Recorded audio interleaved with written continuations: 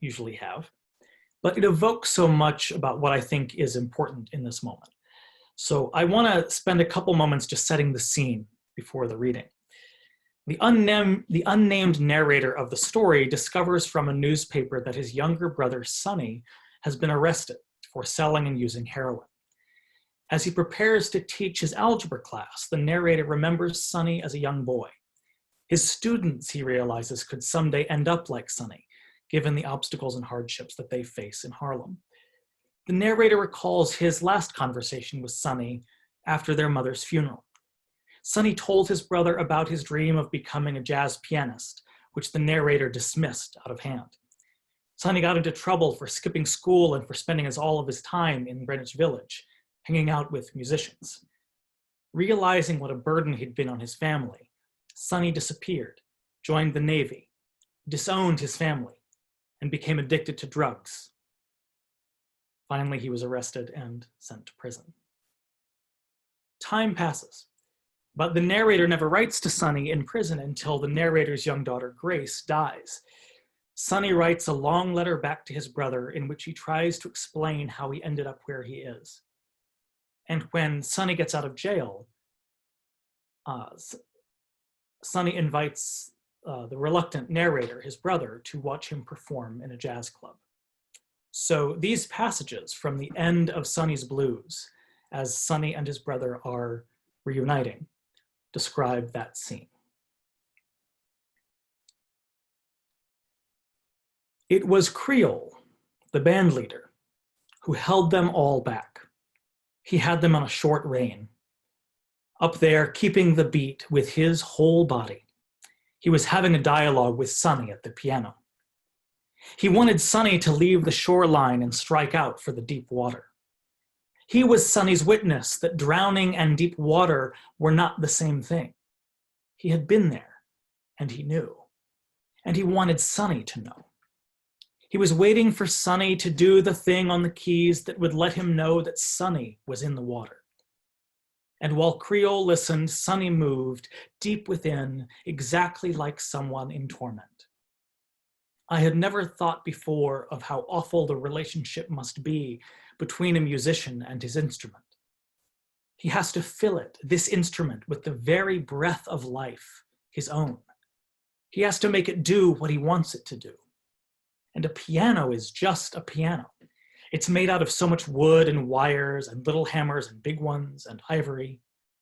While there's only so much you can do with it, the only way to find out is to try and make it do everything.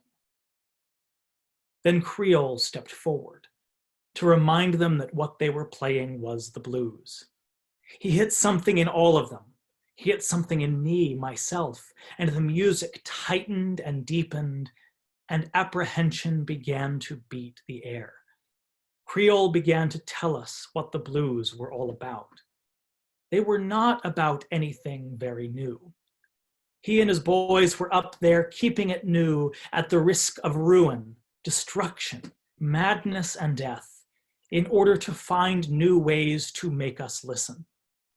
For while the tale of how we suffer and how we are delighted and how we may triumph is never new, it must always be heard.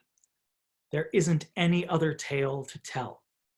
It's the only light we've got in all this darkness. Those are the words of James Baldwin. Well, good morning, everyone. Can you hear me? Okay, great. I'm very happy to be back with you. I was present with some of you in our week of transition to Zoom a few weeks ago there in the church, and now we're all on Zoom.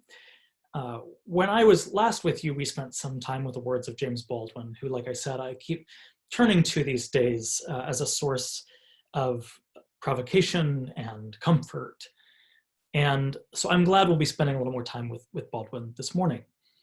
As I mentioned a couple of weeks ago, of course, Baldwin was one of the great writers of the 20th century, and his work as a novelist, commentator, and essayist received widespread acclaim for its portrayal of Black and gay life in its fiction, and for Baldwin's incisive analysis of white supremacy in the United States. Baldwin had been a boy preacher, and his writing always has the cadence of preaching, the openness of testimony, even as the storefront church is replaced so often by the bar, or the lover's bedroom, or the civil rights meeting. His biographer and friend David Leeming wrote that Baldwin was caught forever in a conflict between the high school writer and the boy preacher, the relentless prophet spokesman, and the reclusive aesthete who longed for enduring love. In the 1950s, in his early 20s, Baldwin left New York and became part of the large American expatriate community in France. There, for the first time, he was surrounded by other writers and artists, and found a place where he could explore relationships with other men and cross racial boundaries in a way that wasn't possible at home. So my social circumstance and Baldwin's are obviously not the same. The experience of a white middle-class straight man differs, perhaps irreconcilably, from the experiences of a James Baldwin. But at the moment, I am struck by the connections, the ways in which Baldwin's art, his writing, yes, but also the trajectory of his life as a whole, does deeply resonate. Baldwin always manages to be universal without being universalizing. Above all, I recognize myself in Baldwin's attention to the ways in which systemic violence is psychic violence, the ways in which social forces shape and harm a person's inner life, even one's very self. To say this is not to flatten all harms into the same. The personal and psychic violence of white supremacy and patriarchy and homophobia manifests differently, and inarguably more, in the life of a James Baldwin than in the life of a Benjamin Van Dyne. I see that now, especially as a person who these days can remain home, who doesn't need to venture out for my livelihood, who is not at risk of a pandemic simply because I need to go to work. There is nonetheless a cost that is mine to wrestle with, no matter how trivial it may seem in the scheme of things. A crisis is always occasion for reflection, but the reflection you get depends on the mirror. So what I can offer this morning, I think, is a little bit of testimony, a little bit of seeing myself in Baldwin's mirror. Baldwin was a boy preacher. The first time I ever preached, I was 20, and it was exactly 17 years ago. Palm Sunday, 4 months after my mother had died.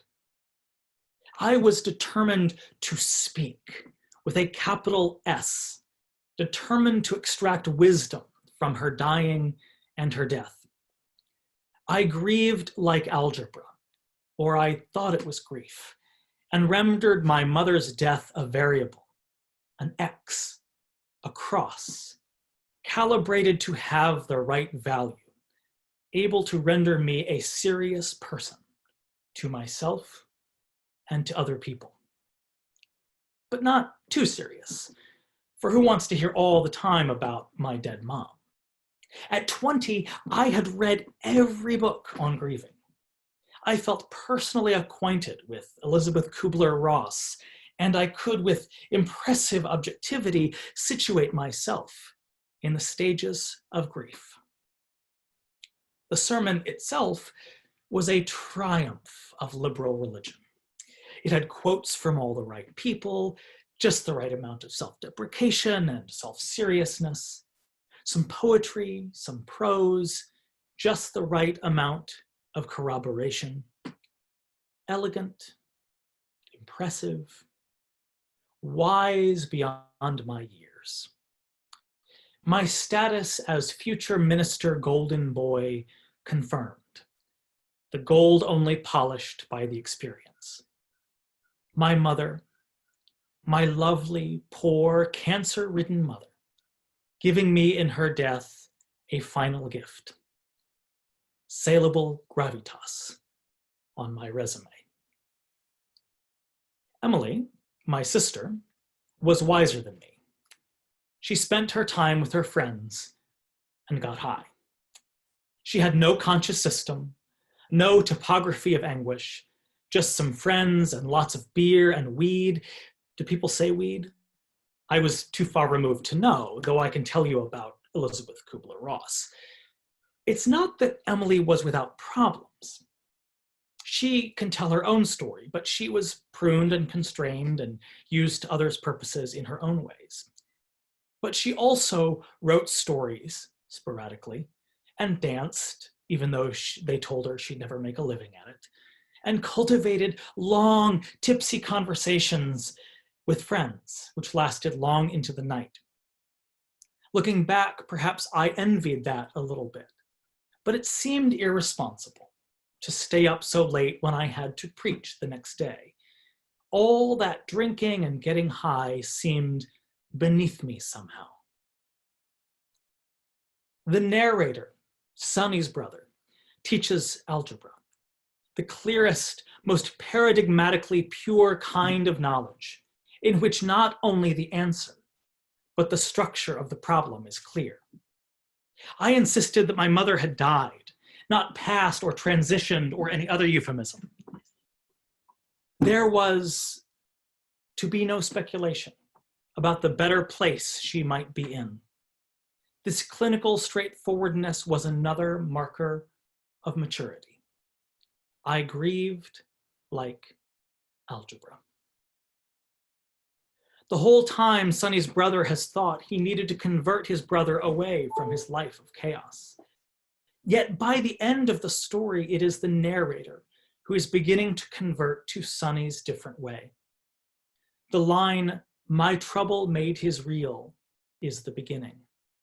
I had begun finally to wonder, says our narrator, about Sonny, about the life that Sonny lived inside. And it is this new openness that leads the narrator to go down and see Sonny play the piano, leads him to see the piano playing as something more than a distraction.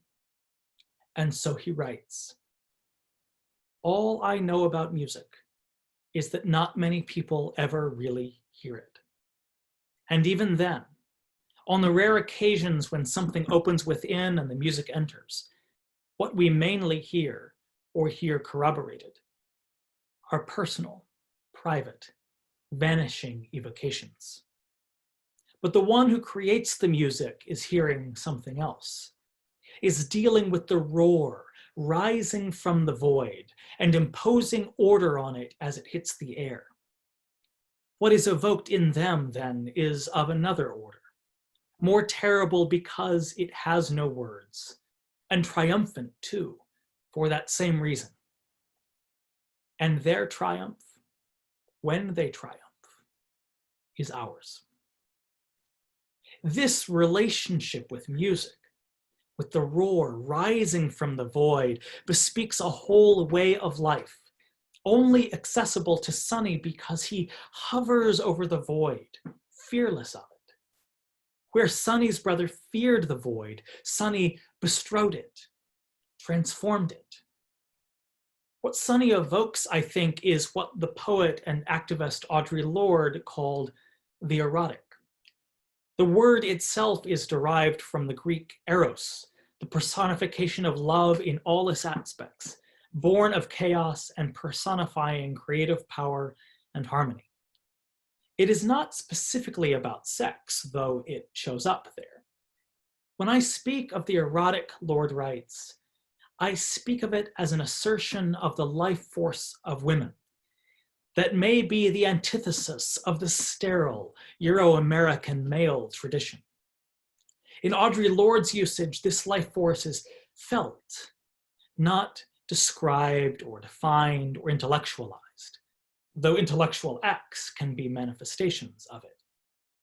She gives examples of erotically satisfying activity that include dancing, building a bookcase, writing a poem, examining an idea. It is best perhaps approached through the oblique language of poetry. She distinguishes the erotic from the pornographic, which she defines as the opposite of the erotic, mere sensation without feeling. I'll quote her at length here because I think she captures her own thinking better than I could summarize. There are frequent attempts to equate pornography and eroticism, Lord writes. But they are two diametrically opposed uses of the sexual. Because of these attempts, it has become fashionable to separate the spiritual, psychic, and emotional from the political, to see them as contradictory or antithetical. What do you mean, a poetic revolutionary, a meditating gunrunner? In the same way, we have attempted to separate the spiritual and the erotic, thereby reducing the spiritual to a world of flattened affect, a world of the ascetic who aspires to feel nothing. We have often turned away from the exploration and consideration of the erotic as a source of power and information, confusing it with its opposite, the pornographic.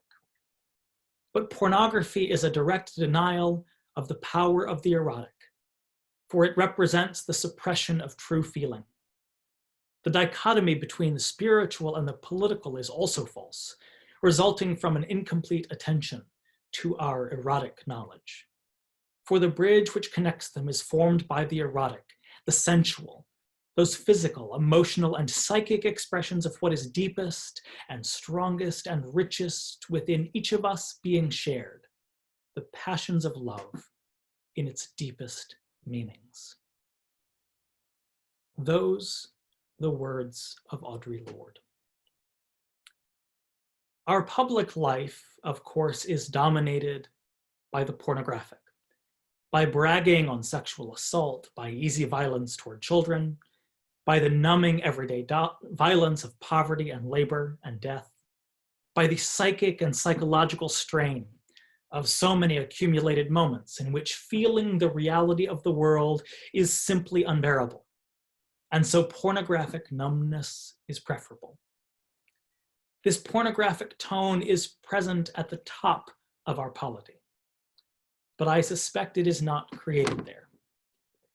Our public life now is driven by tempestuous emotions, buffeted at every turn by the arbitrary whims and superficial feeling of those who lead us.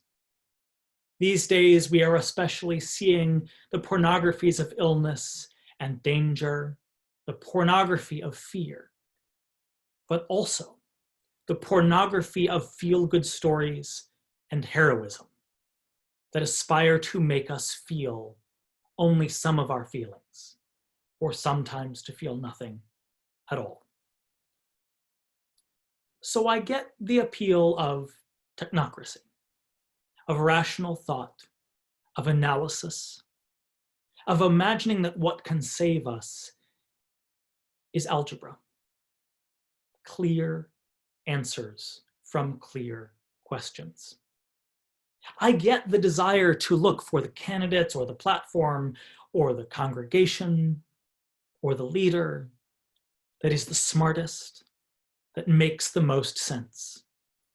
The appeal of not only grieving, but of organizing like algebra. But Audre Lorde and James Baldwin challenge me here. Because I think that in this case, Lorde is right, that the pornographic is not the presence of feeling, but the feeling of feeling kept at bay. The rage that dominates our discourse. And in the interest of speaking honestly, much more on the right than on the left, is there to crowd out our authentic anger and grief, to crowd out our authentic connection, to crowd out the entire erotic world of feeling. And algebraic living is as big a danger as explosive rage. Right out of college, I was trained as an organizer by some of the people who knew more about training organizers than anyone else in the world. That was part of the appeal of it. Not just the vanity of being one of the best, but the possibility that someone could help me be honed from a wide-eyed college kid into a weapon of political warfare. I saw it as a loss of innocence, a move from the naivete that had put me on the losing side of my college-age campaigns for a living wage and into the real world of power. They taught me best practices for everything you need to do to build political power for good. Best practices for meeting with clergy, for running political campaigns, for meeting with people, for negotiating with mayors and city councilors, for researching, for grant writing, for running for office, for supervising people, for using scripture to get religious people on board. Everything had its technology. There were best practices, God help us, for relationship building.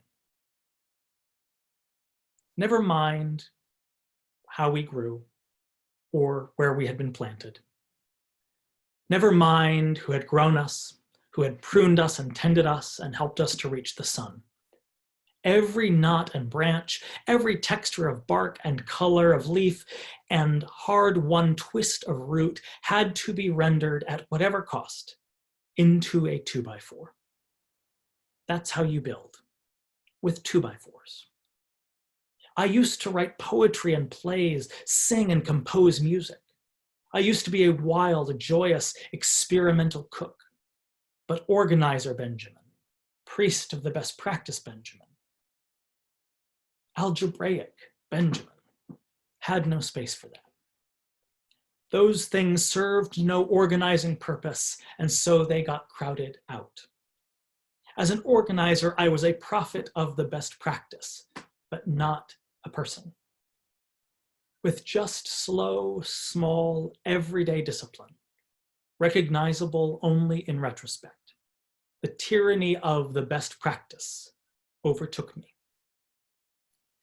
As the horizon of my own time these days slowly expands, as I go from trying to make it through the next hour to trying to make it through the next day, as I go from making it through the day to making it through the week, from planning the week to planning the month, as my time horizon expands, I feel the pull toward algebra.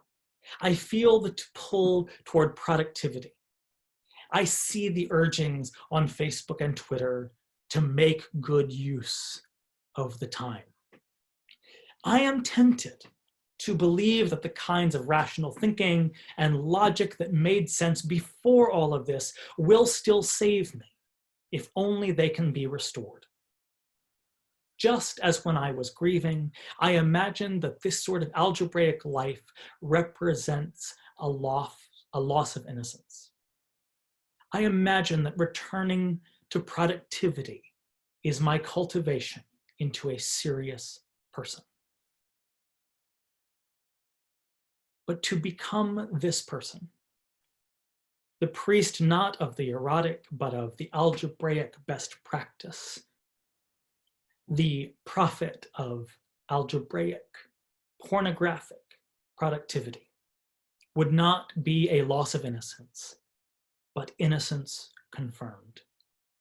This is what the rage of the right and cold technocratic rationality have in common. They both keep the erotic at bay. I recognize in myself something of Baldwin's conflict between the high school writer and the boy preacher, the relentless prophet spokesman and the reclusive aesthete who longs for enduring love. On the surface, this is a dangerous combination. What kind of prophecy is rooted in a desire to be loved? The incentives are to people please, whereas a prophet, almost by definition, is not well loved because the prophet speaks the truth. Yet right now, this is the part of Baldwin's prophetic declaration that is the most convicting for me. That we need love, that he needs love, that I need love, and the categories and laws and norms that stand in the way of that are sin, no matter in whose name they come. The prophetic word is not just that we need to love somebody, but that can slip too easily into the questions of productivity. How can we be useful in loving each other? What can we accomplish? What practices and policies reflect loving each other? And I hope that Baldwin and Lord can make us stop for a moment and hover over the void. If we follow Baldwin closely, the prophetic word is not just that we need to love somebody, but that we need to be loved sensually in the complications of this particular moment, even if we don't quite know yet what that is going to mean. That the love of God, whatever that might mean, is expressed not through an idea of grace or some algebraic formula, but however it needs to be in a given moment. In drinking and parties and art and sex and church and whatever the hell it turns out to be when we are there, hovering over the void, as Sonny does when he plays the piano. By the end of Sonny's Blues, our narrator finally understands something of the erotic, something of what Sonny can only find through this grimy life, the life of desperation and terror, this thing that must be kept new at the risk of ruin, destruction, madness, and death, what must always be heard. It's the narrator who glimpses his redemption by the end, coming to perceive the erotic power that Sonny conjures over and out of the void, getting down beneath him somehow, into the mud, the place of sweat and bodies, the place of clowning and punching around on a dance floor, the place where the grown man's whiskey and the child's milk mix uneasily together, where the cup of trembling is drunk and also laid down. This loss of innocence is our task, and it, grimy and erotic, is the only light we have in all this darkness.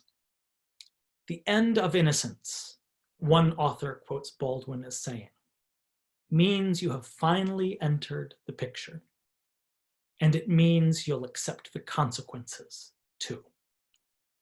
May we finally enter the picture. Consequences be damned. May it be so. Amen. Then it was over. Creole and Sonny let out their breath, both soaking wet and grinning. There was a lot of applause, and some of it was real. In the dark, the girl came by and I asked her to take drinks to the bandstand. There was a long pause while they talked up there in the indigo light, and after a while, I saw her put a scotch and milk on top of the piano for Sonny. He didn't seem to notice it, but just before they started playing again, he sipped from the whiskey and looked toward me and nodded. Then he put it back on top of the piano. For me then, as they began to play again, it glowed and shook above my brother's head like the very cup of trembling. And now please join in our closing hymn, number 406.